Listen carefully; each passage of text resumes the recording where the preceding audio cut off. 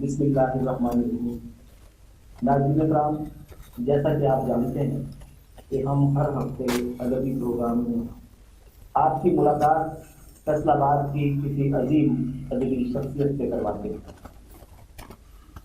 آج ہمارے درمیان ہمارے اسٹوڈیوز میں جو شخصیت موجود ہیں ان کا نام ہے منظور ثاقب صاحب۔ منظور ثاقب صاحب فیصل آباد کے ادبی حلقوں میں اپنے معتبر انداز متعدد کتابوں کے خالق ہیں اور تمام زندگی ان کی ادبی ماحول میں گزری ہے اور علمی ماحول میں گزری ہے، کیونکہ وہ تدریس سے وابستہ ہیں۔ آج ہماری اس بستی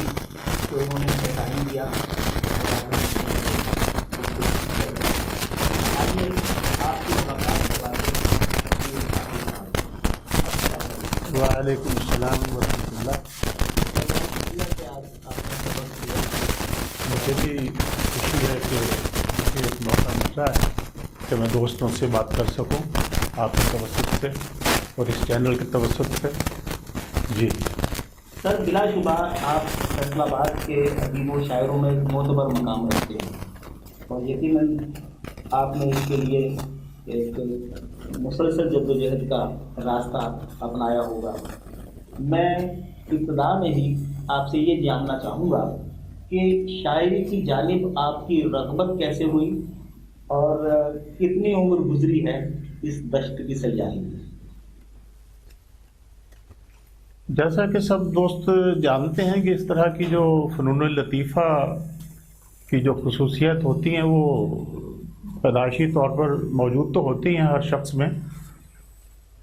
اس کو ڈسکور کرنا ہوتا ہے کہ وہ کیسی ہیں اور ان کی تربیت کیسے ہوگی۔ تو میں سمجھتا ہوں کہ میٹرک جب میں تعلیم حاصل کر رہا تھا تو مجھے کچھ احساس ہوا کہ مجھے شعر اچھے لگتے ہیں، شعر سننا اور شعر پڑھنا اچھا لگتا ہے۔ تو بس اسی زمانے سے آہستہ آہستہ وہ جیسے الٹے سیدھے تک بندی شروع کر دی، اور اس کے بعد آہستہ آہستہ پھر جب کالج سے فارغ ہوا تو باقاعدہ شعر کہہ رہا تھا۔ تو یہ اس طرح یہ چیزیں جو ہیں یہ آہستہ آہستہ شروع ہوتی ہیں، اور پھر اس کی جو ہے تربیت اور اس میں نکھار جو ہے وہ تو ظاہر ہے وقت کے ساتھ آتا ہے، مطالعے کے ساتھ آتا ہے۔ تو یہ اسی طرح ہوا ہے۔ تو آپ نے ابھی فرمایا کہ وقت کے ساتھ آتا ہے اور مطالعے کے ساتھ نکھار آتا ہے، تو اس میں استادی شاگردی کا عنصر جو ہے وہ کہاں گیا ہے؟ استادی شاگردی کا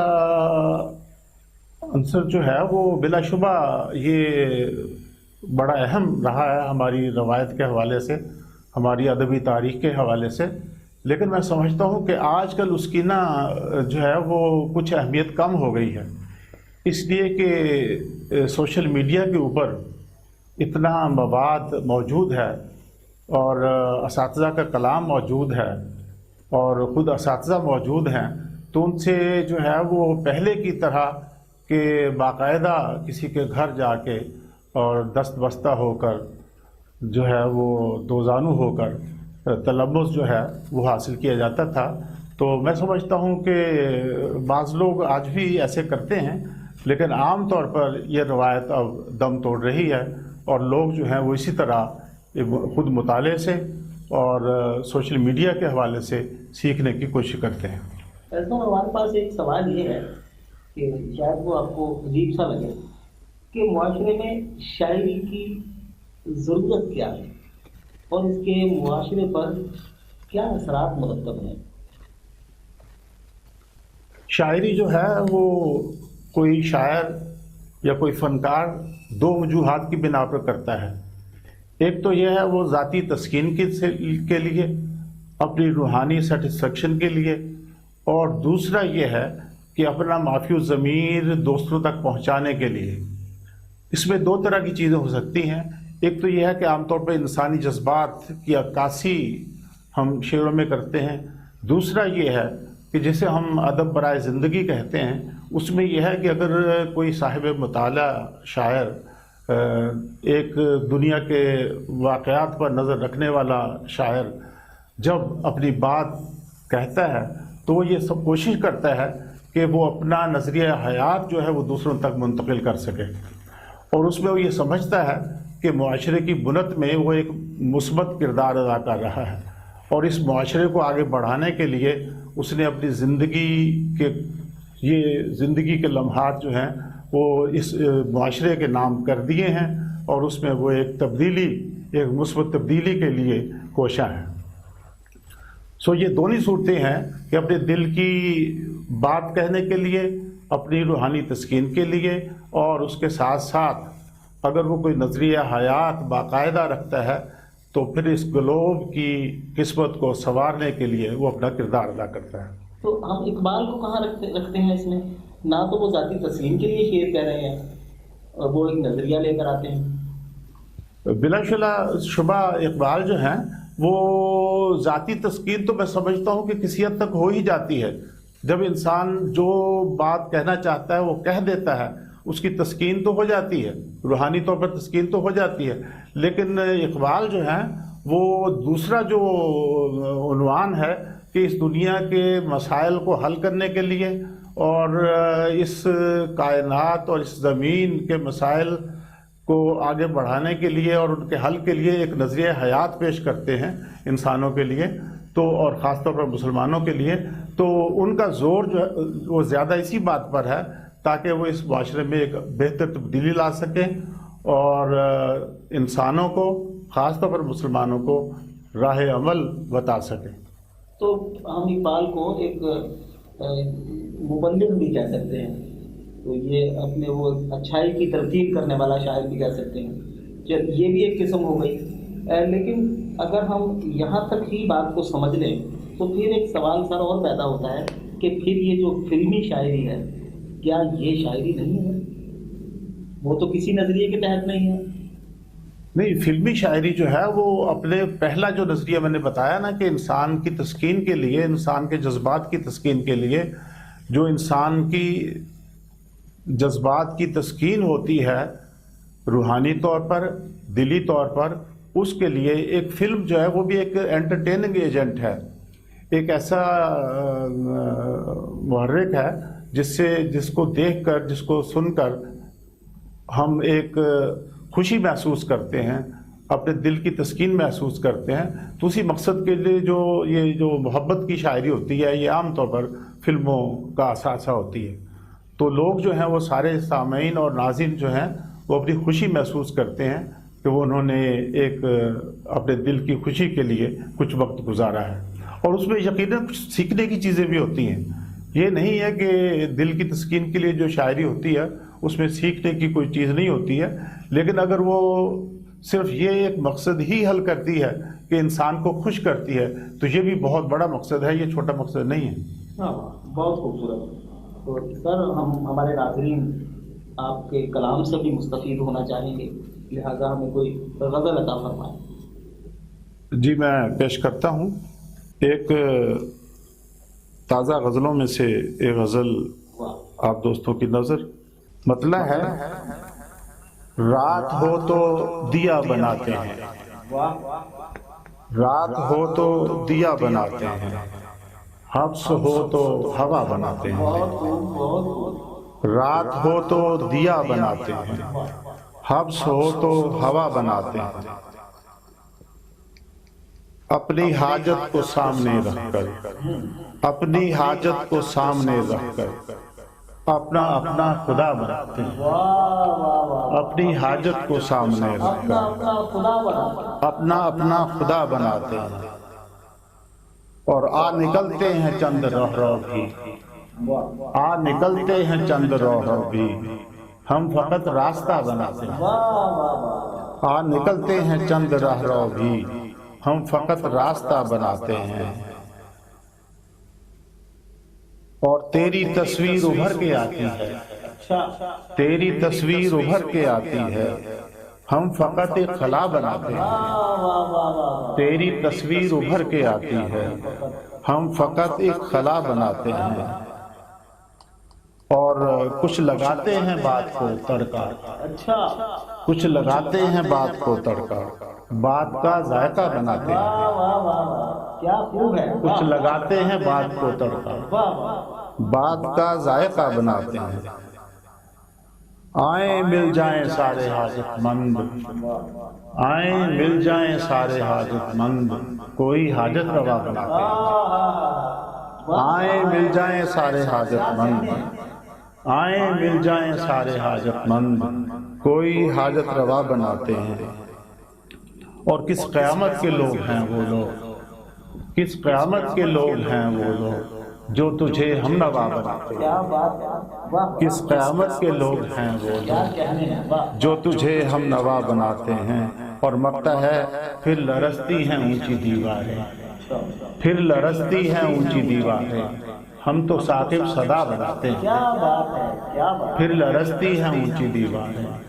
ہم تو ثاقب صدا بناتے ہیں، رات ہو تو دیا بناتے ہیں،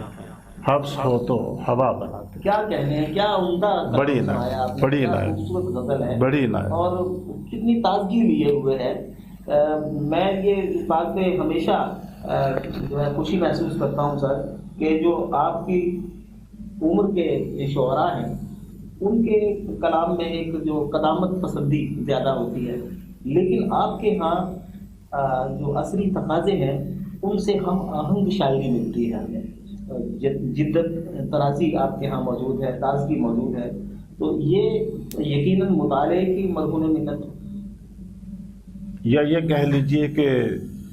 آپ جیسے نوجوانوں سے تعلقات کی بدولت ہے، واہ، اپڈیٹ ہوتی ہے آپ کی شاعری، اپڈیٹ ہو، واہ واہ، اور بلا شبہ ایسے ہونا چاہیے۔ میں سمجھتا ہوں کہ جو نئے خیالات نوجوان شعراء سے پڑھنے کو ملتے ہیں وہ بالکل ایسے ہی جیسے آپ کہہ رہے ہیں کہ جو ذرا سینئر شعراء ہیں ان کے ہاں وہ کم دستیاب ہوتے ہیں۔ تو اگر نوجوان دوستوں سے ملا جائے اور ان کی شعری تخلیقات سے رابطہ رکھا جائے تو میں سمجھتا ہوں کہ نئے رجحانات سے واقفیت بھی ہوتی ہے اور انسان بھی پھر بوڑھا نہیں ہوتا۔ واہ، بہت خوبصورت۔ سر میں آپ سے بڑا اہم ایک سوال پوچھنا چاہتا ہوں کہ آپ پاکستان بھر کے ادبی مراکز سے کسی نہ کسی حد تک آشنا رہتے ہیں، آپ مشاعرے پڑھتے ہیں مختلف شہروں میں جا کر، تو آپ جانتے ہیں کہ کراچی، لاہور اور دیگر جو ہمارے ادبی مراکز ہیں ان کی صورتحال سے بھی آپ واقف ہیں، تو میں پوچھنا یہ چاہتا ہوں کہ آپ فیصل آباد کو کہاں دیکھتے ہیں؟ جہاں تک پاکستان کی ادبی مراکز کا تعلق ہے تو میں سمجھتا ہوں کہ سبھی جگہ پر اچھی شاعری ہو رہی ہے، اور اگرچہ اس سوال کا حصہ تو نہیں ہے کہ ہندوستان کے شعراء اور پاکستان کے شعراء میں کس حد تک مماثلت ہے اور فرق ہے، یا ان کے معیار کے حوالے سے یا ان کی سوچ کے حوالے سے، لیکن میں مجموعی طور پر یہ سمجھتا ہوں کہ پاکستان میں بہت خوبصورت شاعری ہو رہی ہے، انڈیا کی نسبت بھی، انڈیا میں بھی اچھی شاعری ہو رہی ہے، لیکن اس کا ایک عام ایک رجحان ہے، ایک تشخص ہے اپنا، لیکن جدید تر شاعری جو ہے وہ بلا شبہ پاکستان میں ہو رہی ہے۔ انڈیا میں زیادہ کسی حد تک نہ روایتی شعراء جو ہیں اور عوامی انداز میں بات کرنے والے دوست موجود ہیں، وہ بھی اپنے طور پر بڑا اچھا کام کر رہے ہیں۔ اب جہاں تک پاکستان کے مختلف مراکز کا تعلق ہے، کراچی، لاہور، اسلام آباد یا فیصل آباد کی بات آپ نے کی ہے، تو یہاں بھی ان کا جو تشخص ہے نا ان تمام مراکز کا، میں سمجھتا ہوں کہ وہ اس علاقے سے منسلک ہے۔ اب کراچی کے لوگ جیسے زیادہ یو پی کے رہنے والے تھے ان کے آباء و اجداد، اور وہ کافی گھرانے جو تھے وہ پڑھے لکھے اور علمی قسم کے تھے، تو ان کی شاعری بھی اسی طرح کی دستیاب ہوتی ہے، اور اس میں کافی حد تک روایت بھی موجود ہے اور کسی حد تک نئی بات بھی موجود ہے۔ جہاں تک لاہور کا تعلق ہے، میں سمجھتا ہوں کہ لاہور کی شاعری میں ایک جو پنجابی سوچ ہے یا فکر ہے وہ غالب ہے، اور وہاں جدید تر شعراء جو ہیں وہ موجود ہیں بلا شبہ، اور کسی حد تک انقلابی اور مزاحمتی شعر جو ہے وہ پنجاب میں کہا جاتا ہے۔ تو جہاں تک فیصل آباد کا تعلق ہے، فیصل آباد میں میں سمجھتا ہوں کہ یہاں ہر طرح کے شاعر دوست موجود ہیں۔ یہاں جدید شعراء بھی ہیں اور ہر طرح کی مزاحمتی شاعری بھی ہو رہی ہے، اور علمی حوالے سے بھی شعر کہنے والے موجود ہیں۔ تو میں سمجھتا ہوں کہ یہ دبستان فیصل آباد کا جو ہے وہ اس کا ایک خاص مقام ہے، اور وہ کسی طرح لاہور اور کراچی سے کم نہیں ہے۔ سر میں یہ جاننا چاہوں گا کہ آپ نے اب تک کن بڑے بڑے شعراء کے ساتھ مشاعرے پڑھے ہیں؟ میرا لاہور آنا جانا رہا ہے، اور وہاں چوپال میں یا الحمرا میں خالد احمد کے ساتھ نجیب احمد تھے، اور عباس تابش وغیرہ۔ عباس تابش ادھر فیصل آباد بھی آتے رہے ہیں، نجیب صاحب بھی فیصل آباد آئے تھے، اور بھی دیگر کبر راجہ صاحب بھی، ان کے ساتھ بھی پڑھے ہم مشاعرے۔ تو لاہور کے جو دوست ہیں ان کے ساتھ عموماً ملاقات ہوتی رہی ہے اور مشاعرے بڑھتے رہے۔ سر آخر میں یہ جاننا چاہوں گا کہ جو کرونا وائرس کی صورتحال ہے، اس نے ویسے تو ہر شعبہ زندگی کو ہی متاثر کیا ہے، ادب کے اس پر کیا اثرات پڑتے ہیں، یا ادب پر اس کے کیا اثرات پڑتے ہیں؟ ہاں، کرونا ایک بہت بڑی وبا ہے، اور اس کے دور رس اثرات تو ہوئے ہیں پورے عالم انسانیت پر، پورے گلوب پر۔ تو جہاں تک ادب کا تعلق ہے تو ظاہر ہے کہ ادیب اور شاعر اور فنکار بھی انسان ہے، اور وہ بھی یقیناً متاثر ہوئے ہیں۔ جہاں تک ادبی حوالے سے متاثر ہونے کا تعلق ہے تو اس میں یہ ہے کہ ان لوگوں نے اس وبا کے حوالے سے لکھا ہے، کافی کچھ لکھا ہے، بلکہ حکومت پاکستان نے بھی ایک دفعہ کچھ لوگوں سے، شعراء سے کلام منگوایا تھا، اور اسے شاید وہ کتابی صورت میں بھی شائع کریں۔ تو اس پر تقریباً میں سمجھتا ہوں کہ سبھی شاعروں نے، کو 80-90% شاعروں نے اس پر بات کی ہے، اور اسے بس یہ سمجھا ہے کہ گویا ہماری ہی کوئی خامیاں ہیں، کوتاہیاں ہیں، جس کے سبب جو ہے اس وبا کے ہاتھوں ہم شکار ہو گئے ہیں۔ تو ظاہر ہے کہ اس میں بھی تخلیق تو ہوئی ہے،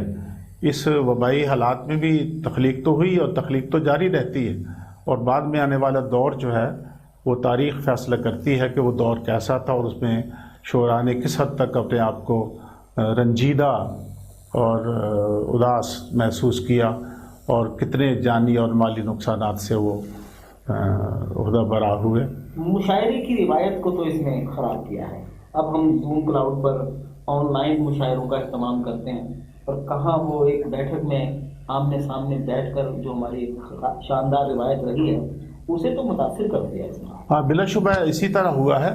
کہ چونکہ اجتماع جو ہے وہ تقریباً ممنوع ہیں سارے، تو مشاعرے اور ادبی بیٹھکیں جو ہیں وہ بھی نہیں ہو پا رہی، تو اس کی بجائے سوشل میڈیا کے بدولت ہی رابطے جو ہیں وہ قائم ہیں، اور اسی کی بدولت مشاعرے ہو رہے ہیں۔ تاہم اگر اس کو ہم ایک مثبت انداز سے لیں تو اس چیز کو کہ یہ جو ٹرینڈ پیدا ہوا ہے، جو رجحان پیدا ہوا ہے، اس کا یہ فائدہ ہوا ہے کہ اب ہم اپنے گھر بیٹھے امریکہ اور برطانیہ اور آسٹریلیا کے کسی بھی مشاعرے میں شریک ہو سکتے ہیں، حالانکہ پہلے نہیں ہو پاتے تھے، ایک عام شاعر وہاں نہیں پہنچ پاتا تھا۔ تو اب یہ ہے کہ ہم ساری دنیا کی محفلوں میں شریک ہوتے ہیں اور اپنے خیالات کا اظہار کرتے ہیں، تو یہ ایک مثبت پہلو بھی اس وبا کا ہوا ہے۔ سر آپ نے اپنی گفتگو میں پہلے بھی یہ کہا کہ مطالعہ ضروری ہے، محنت کرنی چاہیے۔ آپ اپنے عہد کے جو نوجوان شعراء ہیں، نئے آنے والے ہیں، انہیں کیا پیغام دیں؟ مطالعے کی جو اہمیت ہے وہ تو بلا شبہ بہت زیادہ ہے، اور ہمارے اساتذہ اور پرانے دوست سارے اس بات کی تلقین کرتے رہے ہیں کہ نوجوانوں کو، سبھی کو، بڑوں کو، چھوٹوں کو مطالعہ جو ہے وہ کرنا چاہیے اور جاری رکھنا چاہیے۔ تو نوجوانوں کے لیے تو خاص طور پر، چونکہ انہیں ایک نئے فیلڈ میں داخل ہونا ہے تو زیادہ مطالعے کی ضرورت ہے، لیکن مطالعے کے ساتھ ساتھ میں ایک چیز کہوں گا کہ تفکر کی زیادہ ضرورت ہے۔ ہم بعض اوقات مطالعہ تو کرتے ہیں، ہم اس کو ہضم نہیں کرتے، اس کو ڈائجسٹ نہیں کرتے، تو ان پر غور کرنا، اس پر تفکر کرنا اور اس سے نتائج اخذ کرنا اور اسے اپنی زندگی کا حصہ بنا لینا، یہ نہایت ضروری ہے۔ اس کے ساتھ ساتھ تو میں سمجھتا ہوں یہ چیزیں اگر نوجوان کرتے ہیں تو یقیناً آنے والی زندگی میں کامیاب ہوں گے اور بطور ادیب فنکار بھی وہ آگے بڑھنے کے موقع ملیں گے۔ سر اب تک کتنی کتابیں آ چکی ہیں آپ کی؟ میری 4 کتابیں آ چکی ہیں کل۔